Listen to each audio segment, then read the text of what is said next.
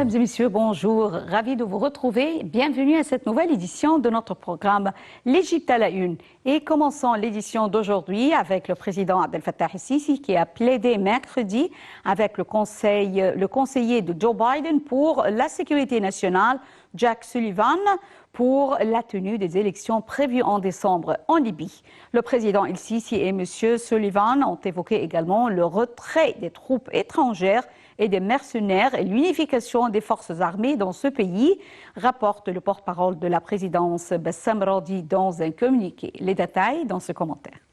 Le président Abdel Fattah el-Sisi a reçu mercredi le conseiller de Joe Biden pour la sécurité nationale, Jack Sullivan. Lors de leur rencontre, ils ont convenu d'intensifier la coordination bilatérale avec les partenaires internationaux sur les préparatifs des prochaines élections en Libye, ainsi que sur le retrait des troupes étrangères et des mercenaires, indique le communiqué publié après la réunion. Le président el-Sisi et M. Sullivan ont également discuté de l'unification des forces armées. L'avenir de ces paramilitaires est l'un des principaux défis auxquels est confrontée la communauté internationale concernant la situation en Libye. De nombreux pays réaffirment la nécessité d'expulser ces mercenaires alors que d'autres mettent en garde contre le danger de renvoyer ces combattants dans leur pays. Ces groupes comprennent un grand nombre de Soudanais, de Syriens, de Turcs et de Russes. La Libye sombre dans l'instabilité et le chaos depuis la chute de Muammar Kadhafi en 2011 suite à un cessez-le-feu conclu en 2020 entre les parties au conflit. Il a été convenu d'organiser les élections qui, après avoir été reportées à plusieurs reprises, auront finalement lieu le 24 décembre. En plus de la guerre civile, plusieurs puissances étrangères sont intervenues dans le conflit, envoyant même des mercenaires pour soutenir les différents camps. Le président el-Sisi a souligné l'importance que l'Égypte attache au succès de la voie politique et au retrait de toutes les troupes étrangères de Libye. Il a souligné l'importance des prochaines élections et s'est engagé à les soutenir. Le président el-Sisi et M. Sullivan ont également évoqué l'épineux dossier du grand barrage de la Renaissance. Il a souligné l'engagement de l'Égypte sur la voie des négociations et la nécessité de parvenir à un accord sur le fonctionnement du barrage. Le président a insisté que la communauté internationale devrait jouer un rôle influent dans ce dossier. M. Sullivan a pour sa part souligné l'engagement de l'administration américaine à soutenir les efforts visant à garantir la sécurité hydrique de l'Égypte.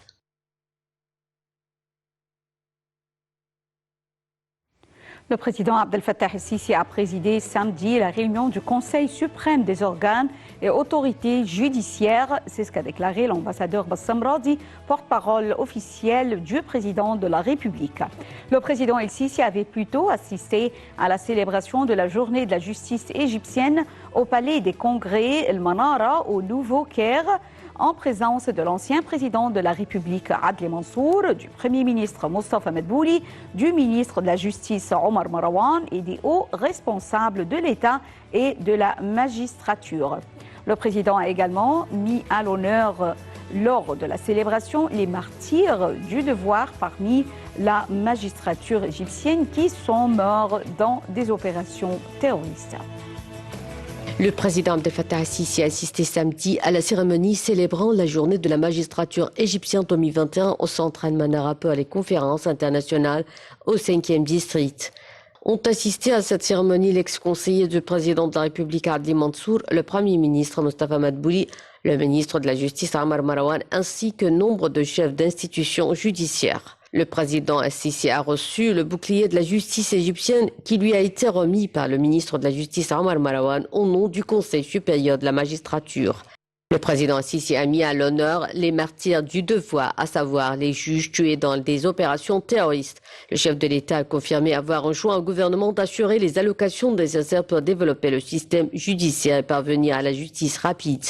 Dans son allocution lors de la cérémonie, le président a expliqué que le développement du système judiciaire était basé sur plusieurs axes pour assurer la rapidité des procédures judiciaires et la sélection de personnes distinguées pour des postes clés. Le président a appelé à intensifier les efforts visant à développer et à mécaniser le système des tribunaux, y compris le développement technique des sièges et des bâtiments des tribunaux au niveau de la République afin de faciliter aux citoyens les mesures judiciaires. La Constitution garantit l'indépendance du pouvoir judiciaire, a dit le président, affirmant la bonne réputation dont jouit la justice égyptienne, ce qui a permis la poursuite des hors-la-loi et la protection des innocents. Le président a enfin félicité les membres de la magistrature pour la journée de la magistrature qui tombe avec le début de l'année judiciaire et l'accession de la femme à des postes au Conseil d'État. La Cité de la justice dans la nouvelle capitale administrative est le joyau des projets de développement du travail judiciaire et administratif, a déclaré le ministre de la Justice Omar Marwan lors de la cérémonie. Monsieur Marwan a souligné que le ministère avait mis en œuvre en moins de 2 ans des projets de développement sans précédent pour moderniser le système judiciaire, en saluant les efforts du président Al-Sisi en ce sens. S'adressant au président Al-Sisi, le ministre a dit qu'il avait préféré soutenir les institutions de l'État et maximiser leur potentialité face aux défis et aux opérations terroristes et qu'il avait tracé une feuille de route pour le développement de l'Égypte. De son côté, le président de la Haute Cour constitutionnelle, Saïd Maraya, a affirmé que le soutien du président Abdel Fattah al-Sisi à la magistrature et à son indépendance et la non-intervention dans ses affaires est visible par tout le monde et n'est pas besoin d'être souligné. M. Maraya a indiqué qu'il s'agissait de la première fête unifiée des différentes autorités de la magistrature égyptienne à la suite des directives du président Al-Sisi lors de la réunion du Conseil suprême des institutions et des autorités judiciaires tenue en juin dernier de consacrer un jour pour la magistrature égyptienne. Il a souligné que le président Al-Sisi est le premier à activer le droit constitutionnel pour la femme égyptienne et à ordonner de nommer des femmes au Conseil d'État et au parquet général. Le président Al-Sisi a présidé la réunion du Conseil suprême des autorités et des organes judiciaires, a déclaré le porte-parole de la présidence de la République, Bassam Radi. Le Conseil regroupe entre autres le ministre de la Justice et le président de la Haute Cour constitutionnelle, de la Cour de cassation, du Conseil suprême de la magistrature, du Conseil d'État et de la Cour d'appel, ainsi que le procureur général. La réunion intervient dans le cadre de l'attachement du président Abdel Fattah al-Sisi à activer le rôle du Conseil suprême des autorités judiciaires en vue d'assurer la coordination et la coopération entre les organes judiciaires et à suivre les efforts concernant le développement et l'autonomisation du système de la justice au niveau de la République. Le président Abdel Fattah al-Sisi a reçu hier dimanche l'émissaire spécial du président du Congo démocratique, Jean-Léon Guédou, également délégué permanent de la RDC auprès de l'Union africaine, apprenti de la page officielle du porte-parole de la présidence de la République. Le responsable congolais était porteur d'un message du président Félix Tshisekedi au président Abdel Fattah al-Sisi pour exprimer sa profonde appréciation quant au fort appui et au soutien continu de l'Égypte à la RDC qui assume la présidence de l'Union africaine. Le président congolais a largement loué l'expérience égyptienne dans le cadre de l'action multilatérale sur le plan continental. Il a même salué les relations d'amitié et les liens étroits et solides qui relient les deux pays. Le président Abdel Fattah al-Sisi a reçu mardi le vice-président du Brésil, Hamilton Mourão, en présence du ministre des Affaires étrangères, Samir Choukri, et de l'ambassadeur du Brésil au Caire. Dalia Karam nous donne plus de détails.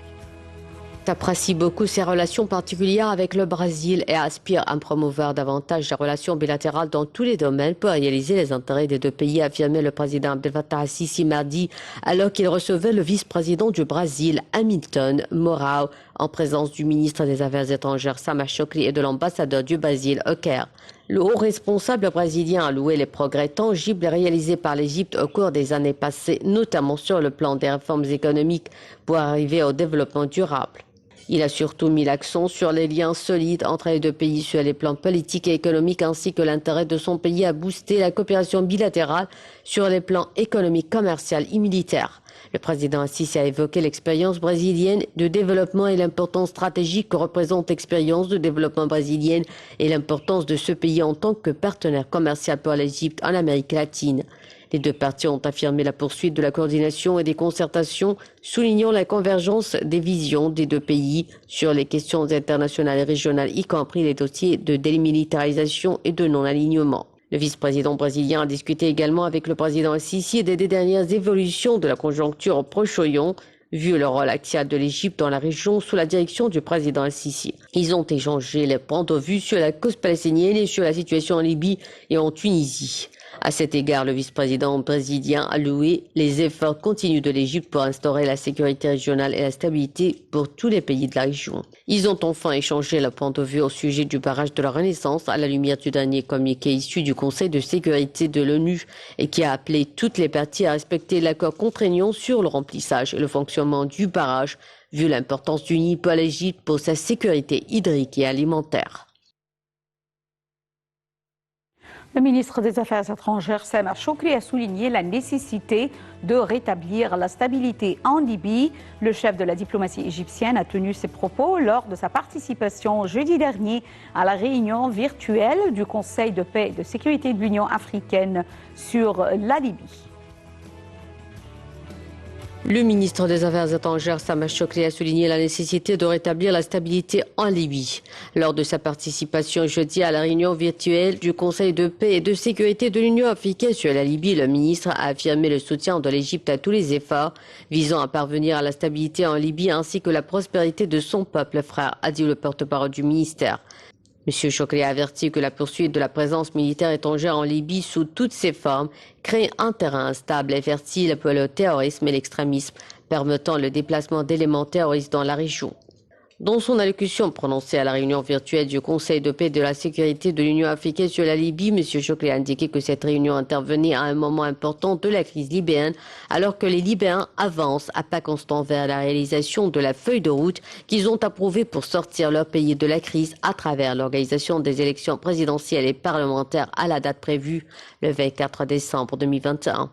À cet égard, M. Shoukry a loué les efforts de la Chambre libyenne des députés qui ont débouché sur la promulgation de la loi sur l'élection présidentielle, ainsi que ses démarches actuelles pour achever la loi sur les élections parlementaires et sa coordination avec la Haute Commission électorale libyenne, afin que les élections aient lieu à temps, de manière à permettre au peuple libyen de choisir ses dirigeants. M. Shoukry a suggéré que la réunion du Conseil de paix et de sécurité de l'Union africaine parvienne à un consensus sur le départ inconditionnel de toutes les forces étrangères, mercenaires et combattants étrangers sans exception, conformément aux résolutions internationales à cet égard, le soutien à la mission du comité militaire mixte 5+5 en ce sens. Dans le cadre de la célébration par les forces armées de l'anniversaire de la victoire d'octobre, le commandant général des forces armées et ministre de la Défense et de la production militaire, le général Mohamed Zaki, a assisté samedi à la dernière phase des manœuvres RAD 32 à munitions réelles site Lamena. Ces manœuvres ont été mises en place par des unités de la région militaire ouest en coopération avec les forces armées et les éléments des forces spéciales au long de plusieurs jours dans le cadre du plan d'entraînement au combat pour les unités des forces armées. Ont assisté à ces manœuvres le chef d'état-major Mohamed Farid et nombre de dirigeants aux forces armées ainsi que nombre d'étudiants des facultés et instituts militaires.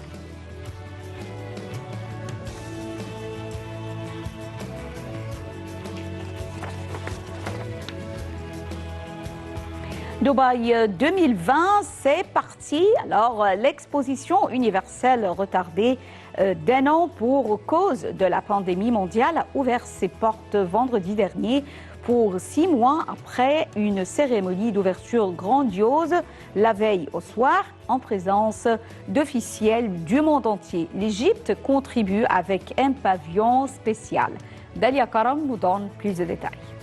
L'Égypte contribue avec un pavillon spécial à l'exposition universelle de Dubaï qui accueille environ 190 pays de toutes les régions du monde, Afrique, Europe, Asie, Amérique du Nord, Amérique du Sud, Moyen-Orient, Océanie, et chacun de ces pays participant à son propre pavillon d'exposition. L'Égypte prend part à cet événement international qui durera 6 mois à travers un pavillon particulier qui reflète la civilisation égyptienne, son histoire et sa position. Le pavillon jette la lumière sur la civilisation égyptienne et sur les importantes personnalités égyptiennes qui ont marqué l'histoire. Le ministre du Tourisme et des Antiquités, Khaled El Anani, a indiqué que le ministère tenait à mobiliser tous ses potentiels afin que le pavillon égyptien puisse refléter l'image de l'Égypte, une des plus importantes destinations touristiques et archéologiques mondiales, signalant que plusieurs événements importants sont prévus pour l'année prochaine, dont notamment l'inauguration du Grand Musée égyptien. Au centre du pavillon se trouve exposé le sarcophage du prêtre psamétique. Ce sarcophage est fabriqué en bois coloré. Il a été récemment découvert à Saqqara par la mission archéologique égyptienne relevant du Conseil suprême des Antiquités. Le sarcophage est richement décoré et sur sa tête se trouve un faucon. La déesse Nout est dessinée ailée et porte deux plumes. Au milieu du sarcophage se trouvent des textes d'offrandes et de ses côtés sont entourés de différentes divinités portant des spectres dans leurs mains. La partie inférieure du sarcophage présente Anubis au-dessus de son compartiment devant le défunt. Le pavillon égyptien renferme également une collection très particulière de répliques antiques et des films documentaires sur les différentes régions touristiques en Égypte. Les responsables s'attendent à ce que le pavillon de l'Égypte soit visité par plus de 25 millions de personnes tout au long de l'exposition. La Belgique a restitué à l'Égypte deux statuettes égyptiennes anciennes, l'une datant des 11e et 12e dynasties, l'autre des 19e, 20e dynasties. Ces statuettes avaient fait l'objet d'un signalement Interpol émanant des carabineries italiens. Localisées dans une galerie d'antiquités bruxelloise, les statuettes ont été saisies car le marchand n'a pu justifier de l'origine des antiquités. Voyons ensemble. Le service public fédéral économie a restitué officiellement aux autorités égyptiennes deux statuettes qui avaient été pillées en 2015 et été exposées dans une galerie bruxelloise lors d'une réception organisée jeudi à Bruxelles en présence du ministre de l'Emploi Pierre-Yves Dermagne et de l'ambassadeur égyptien Khaled El Bakli. Les deux objets d'art, Anouche Betty, une statuette funéraire et une statuette figurant un homme debout, ont été saisis à la suite d'un signalement Interpol émanant des carabinieri italiens. Les pièces provenaient en effet d'une fouille illicite menée à Gizeh en 2015. À vertu de la présence des statuettes en question sur le sol belge, la République égyptienne a alors demandé à pouvoir récupérer son patrimoine historique. La direction générale de l'inspection économique chargée de l'enquête sous la houlette du parquet de Bruxelles n'a pas réussi à déterminer une quelconque origine licite des objets d'art, à la suite de quoi une décision de transmission des pièces a été émise par l'autorité bruxelloise. Selon le ministre de l'Emploi Pierre-Yves Dermagne, la lutte contre le trafic illégal d'œuvres d'art est fondamentale car cela porte tout d'abord atteinte aux droits des consommateurs, mais aussi parce que bien souvent ces ventes contribuent au financement d'activités criminelles comme le blanchiment d'argent ou le terrorisme. Le SPF Économie se réjouit de pouvoir compter sur la collaboration internationale afin de contrer les fraudes émaillant le marché de l'art, dont le trafic de biens culturels. La coopération interfédérale est également à mettre en exergue puisque les objets en question reposaient le temps des investigations au sein des musées royaux d'art et d'histoire du cinquantenaire. Selon le SPF Économie, le trafic d'œuvres d'art, en plus de porter atteinte aux droits des consommateurs, contribue à l'étiolement de la culture mondiale tout en enrichissant les groupes criminels actifs dans ce secteur illicite à la base de circuits de blanchiment de capitaux ou de financement du terrorisme. À cet égard, l'inspection économique porte une attention particulière à la présence sur le marché belge d'œuvres d'art en provenance de zones en conflit. Du 22 juin au 10 octobre 2021, l'Institut Giacometti présente une exposition inédite sur la relation d'Alberto Giacometti à l'art égyptien avec la collaboration exceptionnelle du musée du Louvre. L'exposition met en ligne des œuvres emblématiques de l'artiste avec celles du département des antiquités égyptiennes. Giacometti a toujours éprouvé une fascination pour les œuvres de l'Égypte antique, qu'il a dessinées tout au long de sa carrière. Cette inspiration de l'art égyptien est régulièrement présente par ailleurs dans la sculpture et la peinture, à la fois comme un répertoire de formes et comme une composante essentielle de sa conception esthétique. Du 22 juin au 10 octobre 2021, l'Institut Giacometti présente une exposition inédite sur la relation d'Alberto Giacometti à l'art égyptien avec la collaboration exceptionnelle du musée du Louvre. À partir de recherches inédites sur les sources utilisées par l'artiste, l'exposition propose un parcours thématique fait de dialogues entre des œuvres emblématiques de Giacometti et des figures égyptiennes, notamment celle du scribe, l'art de la période armanienne ou encore les portraits du Fayoum. en confrontant des sculptures, des peintures, ainsi que de nombreux dessins inédits à une sélection d'œuvres issues des collections du musée du Louvre. Cette exposition offre un regard renouvelé sur l'art de Giacometti à travers le prisme de l'Égypte antique, une source de l'art moderne qui reste encore à explorer. Le musée national de Sohag, dont l'idée avait germé il y a 30 ans, a été inauguré le 12 août 2018 par le président de la République Abdel Fattah el-Sisi. Premier musée du gouvernorat, il retrace l'histoire de ce dernier à travers les différentes époques et fait honneur à son riche patrimoine. Dalia Karam nous donne plus de détails. 945 pièces antiques provenant de fouilles archéologiques dans le gouvernorat de Sohag en Haute-Égypte font l'objet du musée national de Sohag. Celui-ci a été inauguré le 12 août 2018 par le président de la République Abdel Fattah el-Sisi. S'étendant sur une surface de 8600 mètres carrés et donnant sur la rive est du Nil, il arbore la forme d'un temple pharaonique de 2 étages. L'achèvement des travaux et l'inauguration de ce musée ont constitué à la fois un rêve et un défi, comme l'a déclaré Khaled El-Anani, ministre des Antiquités. L'idée de fonder un musée à Sohag remonte à 1989. Les travaux ont commencé en 1993. Depuis cette date, les travaux au musée ont été plusieurs fois interrompus pour des raisons davantage financières que techniques. En 2006, les travaux de construction ont repris. Mais avec le déclenchement de la révolution en 2011, tout s'est complètement arrêté vu les émeutes et la crise financière du ministère des Antiquités. En 2016, les travaux ont repris et les pièces ont été soigneusement choisies. Le coût total du projet est de 72 millions de livres égyptiennes. Le musée national de Sohag suit les dernières tendances technologiques en matière d'éclairage, de son et de sécurité. Le musée possède également une bibliothèque et une salle de conférence. Le musée de Sohag retrace d'une part l'histoire du gouvernorat à travers les différentes époques et évoque d'autre part les croyances religieuses et les lieux de pèlerinage chez les pharaons, les Romains, les Coptes et les musulmans. La plupart des pièces antiques ont été exhumées sur différents sites près de Sohag et le reste a été soigneusement sélectionné au musée égyptien du Caire, dans celui de Gaïr Entresen ainsi qu'au musée copte et dans celui des arts islamiques. Ces pièces ont été classées par ordre chronologique pour montrer la richesse et l'importance de Sohag. Juste devant l'entrée du musée se trouvent 5 colosses de la déesse lionne Sekhmet.